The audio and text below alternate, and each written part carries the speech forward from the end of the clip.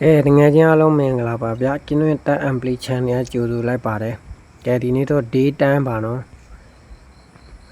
ကျွန်တော်တက် ampli channel ကြိုဆိုလိုက်ပါတယ်ဗျကဲဒီနေ့တော့ artifact တွေတွားယူပြမှာဖြစ်ပါတယ်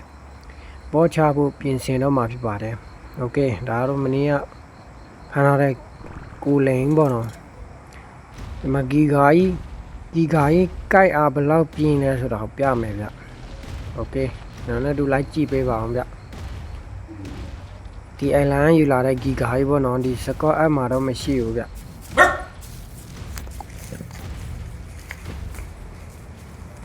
โอเคကြောက်တုံးကောင်တော့ရှာမှာဖြစ်ပါတယ်ကိုလန်ပေါ့နော် element ကိုလန်ပေါ့အကောင်တော့ကိုက်ပြမှာဖြစ်ပါတယ်ဘယ်လောက်ကိုက်အားပြင်းလဲဆိုတာဘာလဲဆိုတော့အဲ့ကြောက်တုံးကောင်ကိုက်ဖို့ဆိုရင်တော့တောင်ဒမ်းမင်းမထိဘူးဗျအကောင်ဆိုတော့ဒီမှာပေါ့နော်သူရ2000ကျော်ဗျဆရာသမားတွေးတအားများတယ်ဒီကောင်ကြီးဟောတော့ဒီကောင်ကိုက်ပြအောင်ပါတယ်โอเคမှာဒမ်းမင်းအပိထိတယ်ဗျဂီဂါကိုက်တာလုံးဝကာမရအောင်ဗျဒမ်းမင်းဒီဂီဂါ1000ကျော်ထွက်တာပေါ့နော်1000ကျော်လုံးထိတယ်ဗျပုံမှန်တိုင်းလို့ဆိုရင်ဥမာနဂါးဆိုရင်ရိုးကောင်ကိုက်ရင်ဒမ်းမင်း300ပဲထားလိုက်ဒီကောင်လာကိုက်ရင်ဒါမဲ့100တော့မထိဘူးဗျကဲဒီမှာပြီးရင်သူရဲ့ကြောက်တုံးလဲကိုက်လို့ရတယ်ဗျသူရဲ့ဟိုးစားလဲပေါ့သူတေသွားတဲ့အလောင်းပေါ့ပစ္စည်းတွေ share ရတာဗျတချို့ဒိုင်နိုတွေဆိုကိုက်မရဘူးဗျဒီကောင်ကိုက်အား share ပြင်းတယ်ဗျကြီးဟာရအမှန်ဒီကိုလန်တက်ပြီးသွားပြီဆိုရင်ဒီကြောက်တုံးတူးတဲ့ကောင်မတဲတူးတဲ့ကောင်နဲ့လာတူးရတာပေါ့နော်ဂီဂါနဲ့ကအဲ့လိုလှုပ်เสียမလို့ဗျဒီကောင်ကိုက်တလိုက်ရအောင်ပဲကိုက်အားတော့ share ပြင်းတယ်ဗျဂီဂါရဒီမက်မှာတော့မရှိဘူးပေါ့နော်โอเคဒီ element ကိုလန်ကြည့်တာဗျဒီအထီးအမရှိလားလို့အထီးအမရှိဘူးနဲ့တူတယ်ဗျဘာလို့ဒီကောင်ရိုးဒိုင်နိုအသက်ရှိဒိုင်နိုမှမဟုတ်တာဆိုတွေးသားနဲ့ဒိုင်နိုမှမဟုတ်တာအဲ့တော့ထီးအမရှိဘူးနဲ့တူတယ်ဗျโอเคကဲဒီနေ့ကတော့ကြံတဲ့ကူနှစ်ကူ artifact တော့ယူမှာဖြစ်ပါတယ်ငကားတွေတော့တော်တော်စုထားပြီဗျဒါပေမဲ့ဥတွေတော့ယူရအောင်မယ်ဟိုဂီဂါဘောဆင်းရတာနာတယ်ဗျဒီမှာကြည့်မယ်အထီးမပေါ်ဘူးဗျမပြဘူးအထီးမရှိဘူးအဲ့လိုတမျိုးပဲရှိတယ်โอเคဒီကောင်စားတာတော့ကြောက်တုံးနဲ့ဒီရှတ်ဆိုတာဟာနဲ့ပေါ့နော်အဲ့ဒါနဲ့ပဲစားတာပေါ့ဒီအဝါရောင်လေးကကြတော့ဒီကိုလန်လေးတက်လဲရတယ်ငကားတွေတက်လဲရတယ်ဗျโอเคကဲကူသွားဖို့တစ်ပင်တက်တဲ့ကြားနဲ့သွားမယ်ဗျโอเค let's go ကြည်ဘူးတွေပါယူသွားမယ်ဗျဟိုနေ့ကတွားယူထားတဲ့ artifact တစ်ခုတော့ရှိနေတာပေါ့နော်တစ်ခုတော့ရပြီဗျဒီမှာပေါ့နော် artifact ဒီမက်က artifact တွေဖတ်ရတာခက်တယ်ဗျကျွန်တော်ကလည်းအင်္ဂလိပ်စာတော်တော်ကျွမ်းတယ်ဆိုတော့ဖတ်ရတာခက်တယ်ဗျโอเคရေဘူးတွေပါယူမယ်ဗျရေဘူးတွေကဒီမက်မှာကျတော့တွတ်တူအော်တို66သွားတယ်ဗျအဲ့ဒါတစ်ခုတော့ရှိတာပေါ့နော်ဒီတိုင်းထည့်ထားနေရင်လည်းမတောက်ပဲနဲ့တွတ်တူခန်းသွားတာဗျပူလွန်အားကြီးတော့โอเค let's go ကျွန်တော်နဲ့တူဗီဒီယိုလေးကိုလိုက်ကြည့်ပေးပါအောင်ဗျ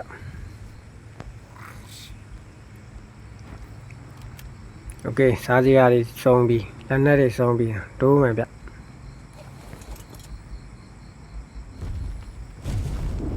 ဒီတစ်ပစ်တက်ကြောက်ချီသွားမယ်ဗျဒီကိုလာလေးကိုโอเคကဲကူဝါရောက်ရင်ပြန်တွေးကြမယ်ဗျကူကတော့ဒီနားတစ်ဝိုက်မှာရှိတာပေါ့နော်โอเคကျွန်တော်လည်းดูလိုက်ကြည့်ပေးပါအောင်ဗျကဲဒါတော့ကူပေါ့နော်ကူအဝမှာပေါ့အတိအကျဆိုရင်တော့ဒီမှာပေါ့နော် 28.6 29.5 အတိအကျပေါ့နော်โอเค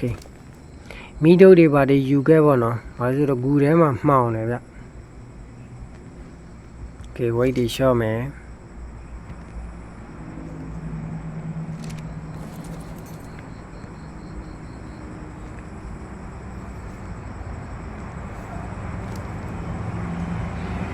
မီးတော့မရှိဘူးဗျဒီနကားဆွဲပေးခဲ့လိုက်မယ်ဒီကောင်โอเคဒီမှာမီးတော့ဆွဲပြီးတော့ထည့်လိုက်ပေါ့နော်โอเคတိတ်တာမရှိဘူးရတယ်နှစ်ခုလို့ရပြီ weight တွေလျှော့မယ်โอเคဒါဒီကောင်တက်ဝင်ပါပေါ့နော်โอเคတက်ဝင်ပါပေါ့နော်ကဲဒီနေရာရောက်ပြီဆိုရင်ဒီမှာလမ်း3လမ်းရှိတယ်ဗျဘယ်ညာရဲ့အလဲပေါ့နော်အလဲတက်ဝင်ပါပေါ့နော်ဒါဆိုတောက်လျှောက်တက်ဝင်ပါပေါ့ဗျာကဲဒီမှာခုံဆင်းလိုက်ဒီကူကတော့ကောင်းလေးရှယ်ကျန်းတာဗျဒါမီတော့များများတင်လာမလို့ဒါမင်းနဲ့တွေးနဲ့ဒီရေတွေကဆင်းလို့ရတယ်ဗျဘာမှမဖြစ်ဘူးဆင်းပြီးတော့ပြန်တက်လို့ရတယ်ဗျရေထဲဆင်းတာမီးပါတေးသွားပြီဗျမီးတော့ပြန်ထဲလိုက်အောင်โอเค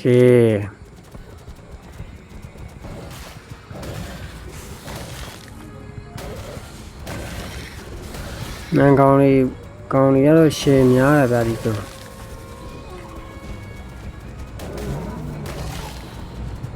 ဒီမှာ artifact ခန်းကိုရောက်ပြီပေါ့နော် artifact ခန်းတော့လှတယ်ဗျဒိုင်နိုဆောယူကောင်းနေတယ်လောက်ထားတာဒါပေမဲ့အကောင်တွေတော့ရှင်းပြပေါ့နော်အကောင်တွေတော့ရှောက်စပွန်းလာတာဗျတော့ရှောက်စပွန်းနေတာဗျ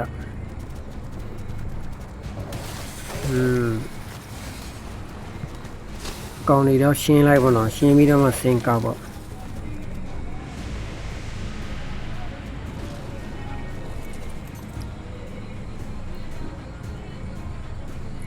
ဒီမှာ artifact လှတယ်ဗျ artifact တွေ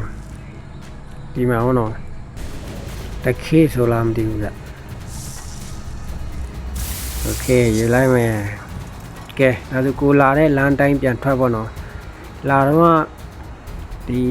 အလဲကလာတာပေါ့နော်အလဲလာပြီးတော့ဘယ်ဘက်ကိုကပ်ပြီးလာတယ်ဆိုတော့အခုကညာဘက်ကိုကပ်ပြီးပြန်ထွက်ပေါ့နော်โอเค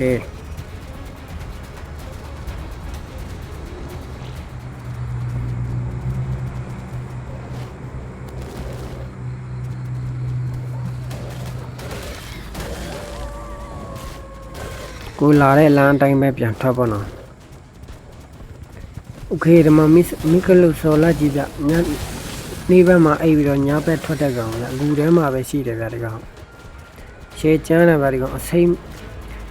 သူ့စကီးကကျတော့ကိုက်ထားလို့ရတယ်ဗျကိုတိုင်လို့သူ့စကီးထိရင်ဘာလုံးမရဘူးဗျကျန်းတယ်ဒီကောင်လေနောက် updation မဲ့ဆော့ရင်တော့တွေ့ရမှာပေါ့နော်ဘာလို့ဒီကောင်တွေပဲများတာဗျ updation မဲ့မှာကျတော့ okay ဒါအပြင်ပြန်ရောက်ပြီဗျဒီမှာပစ္စည်းတွေရှော့လိုက်မယ်ဗျမခတ်ပါဘူးဒီကူကဒါပေမဲ့အကောင်လေးများတာပဲရှိတယ်ဗျလမ်းတွေကကျတော့ပုံမှန်ပါပဲနော်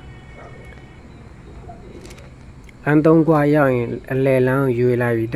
တက်ဝင်သွားရုံပဲဗျဒါပေမဲ့အကောင်တွေကတော့ဒိုင်နိုတွေကတော့ရှယ်များတာဆိုတော့ကြောက်တယ်မတင်လာဘူးနော်โอเคဒါဆိုနောက်တစ်ခုသွားလိုက်ရအောင်ဗျ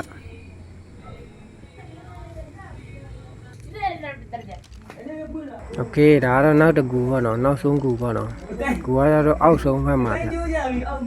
အတိကျတော့ဒီမှာပေါ့နော်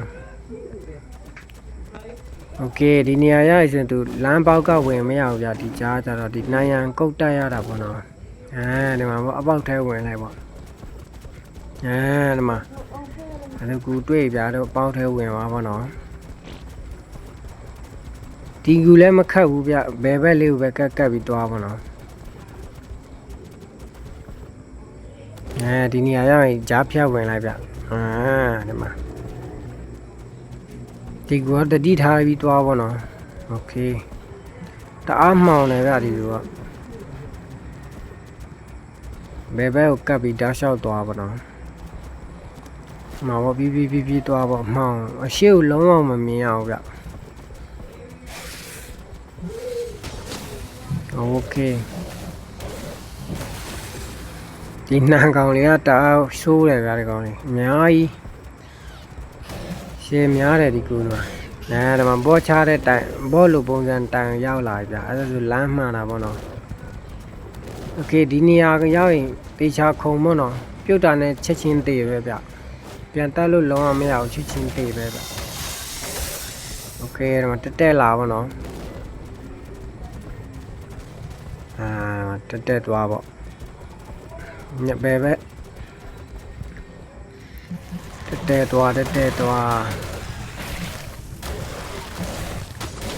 ကင်းကြီးများရဆိုတော့ဓာတ်မိကြိုက်တဲ့ဓာတ်မိပြန်ထိတာပေါ့နော်ဒီမှာအတီဖက်နီယာရောက်ပြီဗျာဒါပေမဲ့အကောင်တွေကရှင်းရအောင်မလဲတော့မဟုတ်ဘူးဗျာရှည်များတယ်ဗျာအကောင်တွေကငွေတွေရောနှံကောင်တွေရောကြောက်တုံးကောင်တွေရောရှည်များတာကကြောက်တုံးကောင်အသေးသားပေါ့နော်ဒီကြောက်တုံးကောင်ကဒီတစ်ပင်တက်တဲ့ကြားနဲ့ကိုင်းမှရတာဗျဒီကောင်ကကျတော့ဘီလင်းအဖက်ပါတယ်ဆိုတော့ဒီကောင်ကိုင်းထိတယ်ဗျတခြားကောင်တွေကိုင်းဒိုင်းမစ်1000ကျော်ထွက်တယ်ဗျဒီကောင်လာကိုင်းဒိုင်းမစ်100ကျော်ပဲထွက်တယ်အဲ့ဒါကြီးပါနော်ဂီကာဆိုရင်ရှယ်ကိုက်ကျန်းတာဗျတခြားကောင်တွေ1000ကိုက်လို့ဒိုင်းမစ်1000ထွက်ဒီကြောက်တုံးကောင်လာကိုက်လဲဒိုင်းမစ်1000ထွက်တယ်ဗျကိုက်အားတအားပြင်းတာပေါ့နော်ဂီကာကြီးကโอเคအကောင်တွေရှင်းပြီးဆိုတော့အတီဖက်ယူပါဗျအတီဖက်တွေကရောမခီကအတီဖက်လူပုံစံမျိုးလှတယ်ဗျဒီစတောင်းလာပါလားမသိဘူးโอเค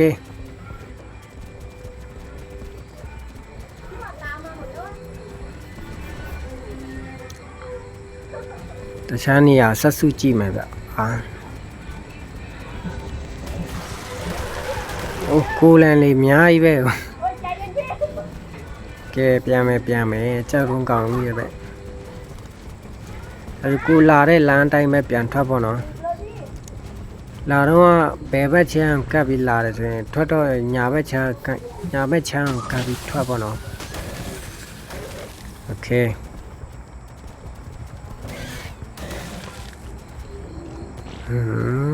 ရောလေးရှေ့ကျန်းတယ်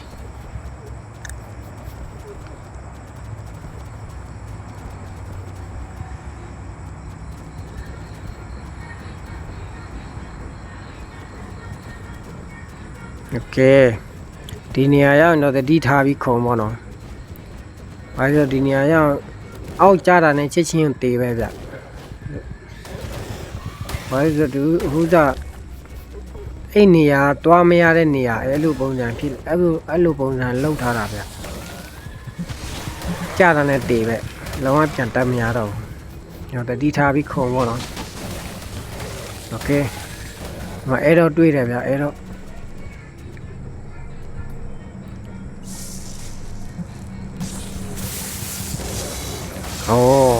မူလီလာတော့စက်တယ်ဟိုရေတဲတဲ့ကောင်ရဲ့စက်တယ်ပေါ့နော်မိုက်တယ်ဗျအမကောင်းစားရတယ်โอเคကောင်ရှော့ပြနဲတဲ့ကောင်တွေမဟုတ်ဘူးဗျကဲဘူလာတဲ့လမ်းတိုင်းပဲပြန်ထွက်ပါတော့ကောင်တွေကတောက်လျှောက်စပွန်းနေတာဗျဒီတိုင်းဒီကူတွေကကောင်တွေကဆိုဒီကူနဲ့စောနာကူနေရတော့အကြမ်းဆုံးကူတွေပေါ့နော်ဟိုအရင်တစ်ခါယူတဲ့ကူကရှေ့ဆုံးတစ်ခါယူတဲ့ကူကကျတော့အကောင်မရှိဘူးဗျအလွယ်ဆုံးကူပေါ့နော်ဒီကူနှစ်ကူကကျတော့ကျန်းတယ်ဗျအကောင်တွေရှေ့များတာဗျ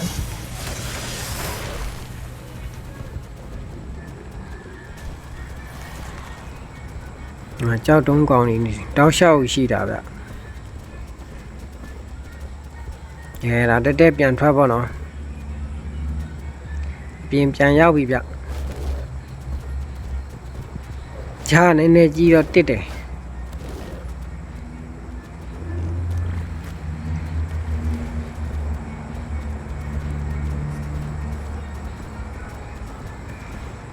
ကဲဒါဆိုပြန်ရောက်သွားပြီဗျဒီမှာပြန်ရောက်ပြီပေါ့နော်ပူလီမားတွေကတော့ share ရတာဗျဒီမှာအောင်တော့ artifact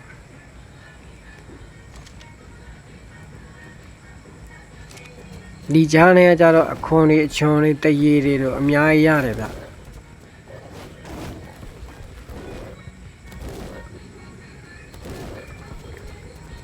โอเคကဲဒါစခန်းပြန်မယ်ဗျโอเค let's go artifact တွေတက်ဆုံးပြီဆိုတော့ဘောတော့မချသေးဘူးနော်ပစ္စည်းတွေစုရအောင်မယ်ဗျစုရအောင်မယ်ဗျဒိုင်နိုတွေလည်းစုရအောင်မယ်โอเค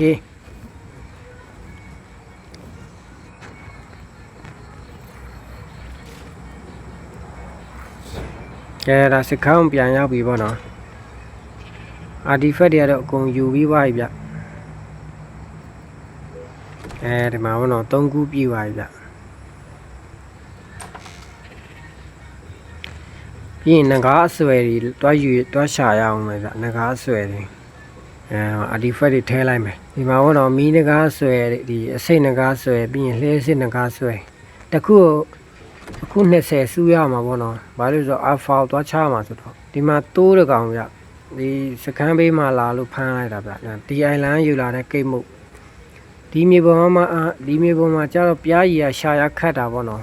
အဲ့မလို့ကိတ်မှုယူလာလိုက်တယ်ဗျကဲငကားဆွဲလာစုလာဗျဒီစစ်ငကားဆွဲအများကြီးလိုသေးတယ်ဗျမီးငကားတော့ရှာရတာလွယ်တာပေါ့နော်ဒီစစ်ငကားရှာရခတ်တယ်ဗျဥလဲရှာရခတ်တယ်ဗျဒီမှာမီးငကားအချင်းချင်းဆိုဒမ်းမေးမထိဘူးဗျမီးမှုတ်တဲ့ဒမ်းမေးပေါ့နော်ဒီမှာကြည့်ပါတော့ဒီကောင်မှုတ်လိုက်မယ်သွေးလုံးဝမရော့ဘူးဗျဒမ်းမေးလုံးဝမထိဘူးဘာလဲဆိုတော့ဒီမီးငကားအချင်းချင်းဆိုသူတို့ရဲ့မီး effect ကိုကာပေးတယ်ဗျဒါပေမဲ့မီးငကားအစိတ်ငကားတို့ရဲ့စစ်ငကားတို့တော့ချလို့ရတယ်ဗျအဲ့လိုပေါ့နော်ငကားချင်းသူ့မျိုးတူတာချင်းဆိုရင်ကာပေးတယ်ဗျဒါပေမဲ့မထိဘူးโอเคတကောင်ချင်းပြင်ခေါ်ထုတ်ရတာပေါ့နော်ဘာလို့ဆိုတော့ level 600ကျော်900ကျော်ကြီးလေးရှိတယ်ဗျအဲဒါမျိုးကိုမသိရဘူးပေါ့နော် level ဘယ်လောက်လဲဆိုတာလျှက်စစ်ငကားကတော့ထိတယ်ဗျပြီးရင်လျှက်စစ်ငကားလို့ထိပါများရင်မေ့တယ်ဗျဒီကောင်မေ့တဲ့ effect ရှိတယ်ဗျလျှက်စစ်ငကားတောက်လျှောက်ထိပါများရင်မေးတာပေါ့နော်ဒမ်းမေးကတော့ပြင်းဆုံးပဲဗျဒီလျှက်စစ်ငကားတော့ပြန်နေတော့တန်မှုမရဘူးဗျဒီတိုင်းနားပြီးတော့မှုမရပါမမီးတော့ရှောက်လောင်တယ်โอเคဒါလျှက်စစ်ငကားဆွဲရပြီဗျသူကရိုးဆိုရင်10ချောင်းကြတော့မေအလဲလက်ဆိုရင်15ချောင်းပေါ့နော်15ခုပေါ့နော်တမျိုး15ခုဗျ alpha ကျုံးမယ်ဆိုရင်တော့ခု20စီပေါ့နော်ကဲမားနဲ့ဘီတာနဲ့ alpha နဲ့ရှိတာပေါ့နော်ကျွန်တော်တော့ alpha ကိုကျုံးကြည့်မှာဖြစ်ပါတယ်ဒါကြောင့်မလို့အခု20စုရမှာပေါ့နော်ကဲမီးငကားအချင်းချင်းဆိုဒမ်းမေးမထိဘူးဗျမီးမှုတ်တဲ့ဒမ်းမေးဒါကြတော့ဒီငကားကြတော့ဦးနေရဖောက်ထားတဲ့မီးငကားပေါ့နော်ဒီ level 190ပေါ့နော်တွေးရ1000ကျော်ဗျတွေးနဲ့ဒမ်းမေးပဲတင်လာတာဗျဘော့တော့ကျုံးမှာဆိုတော့ဒီမက်ကဘောကအပေါ်ပြန်တဲ့ဘောဗျအဲဒါမျိုးပြန်တဲ့ကောင်ခေါ်ခွင့်ပေးတာပေါ့နော်တခြားမက်တွေကကြတော့ဒီပြန်တဲ့ကောင်နဲ့ဘော့သွားကျုံလို့မရဘူးဗျဒီမက်တစ်ခုပဲရတာဗျโอเคဒါလျှက်စစ်ငကား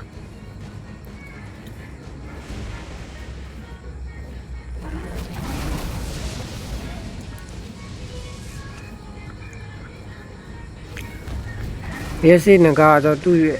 ရဲ့လျှက်စစ်ကတန်းရှည်ကြီးသွားတယ်ဗျတန်းရှည်ဒါပေမဲ့အဝေးရောက်တယ်ဗျ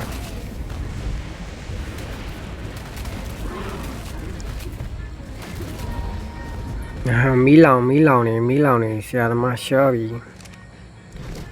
โอเค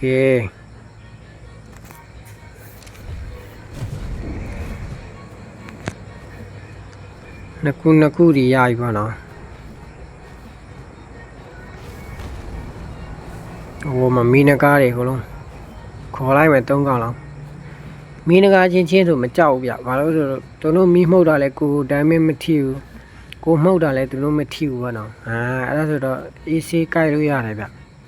ပေမဲ့လျှက်စစ်နဂါအဲ့လို3កောင်လာရင်တော့ရှော့မှာဗျဘာလို့ဆိုတော့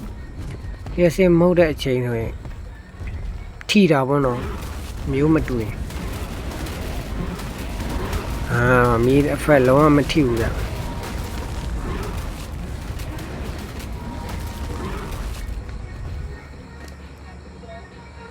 โอเคဒါ3ခုတောင်ရပြီဗျ2ခု3ခုဒါပေမဲ့ဒီလျှက်စစ်နဂါတို့မီးနဂါတို့ကိုဒိုင်နိုဆောချင်းကိုပြန်ထိရင်လည်းဒါမှမထိတယ်ဗျဒီမီးနဂါပေါ့နော်ကိုမီးမှုတ်လိုက်လို့ကိုဒိုင်နိုဆောကိုသွားထိရင်မီးလောင်တယ်ဗျကိုလည်းကိုဒိုင်လည်းဒါမှမပြန်ထိတယ်ဗျအဲ့ဒါတော့ view site ပေါ့နော်အဲ့ဒါအစိမ့်နဂါ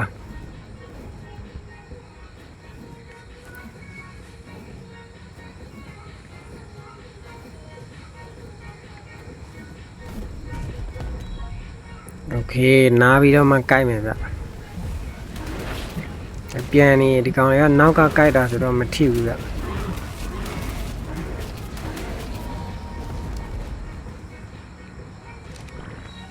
โอเคပိုင်ရှင်တစ်ခုရပြီဗျစားတွေပါစားမယ်ရေပါတောက်မယ်โอเค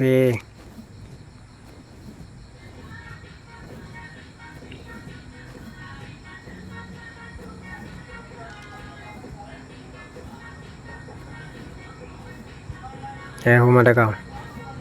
ဟို160ဗျလိုက်တဲ့နေ့အဲ့ဒီကျုံးမအောင်တော့မီးမှုတ်လိုက်မယ်ဆရာသမားမီးလောင်နေ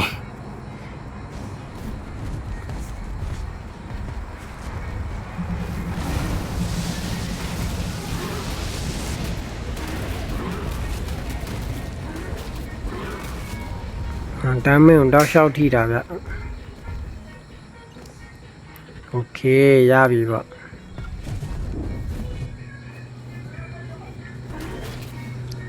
ဒါဆိုနောက်နေ့မှထပ်ရှာတော့မယ်ဗျအများကြီးထပ်ရှာအောင်မယ်ဆိုတော့အကြာကြီးရှာရမှာဗျโอเค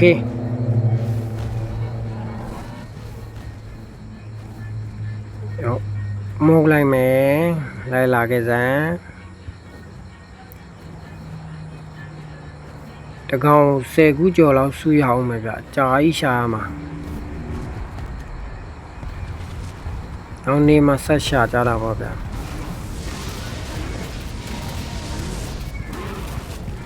โอเคမှာလျှက်စစ်နဂါ